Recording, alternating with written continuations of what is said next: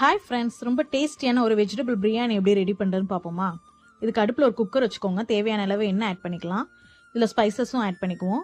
இதில் நான் 2 பெரிய வெங்காயம் ஆட் பண்ணியிருக்கேன், 2 பச்சை மிளகாய், கொஞ்சமாக புதினா இலை, 2 தக்காளி, கேரட், கொஞ்சம் பீன்ஸ், மல்லி இலை இதெல்லாம் போட்டு நல்லா வதக்கிக்குவோம்.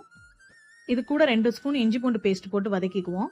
கொஞ்சமாக மஞ்சள் பொடி, 1 ஸ்பூன் மிளகாய் பொடி, 1 ஸ்பூன் காஷ்மீர் சில்லி, 1.5 ஸ்பூன் மல்லிப்பொடி, 1 ஸ்பூன் கரம் மசாலா, தேவையான அளவு உப்பு இதெல்லாம் போட்டு நல்லா வதக்கி விட்டுருவோம்.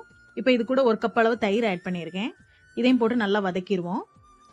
1 கப் அரிசிக்கு 2 கப் அளவு தண்ணி எடுத்துக்கணும். நான் இன்னைக்கு 5 கப் அளவு அரிசி எடுத்திருக்கேன், அதனால 10 கப் தண்ணி ஊற்றிருக்கேன்.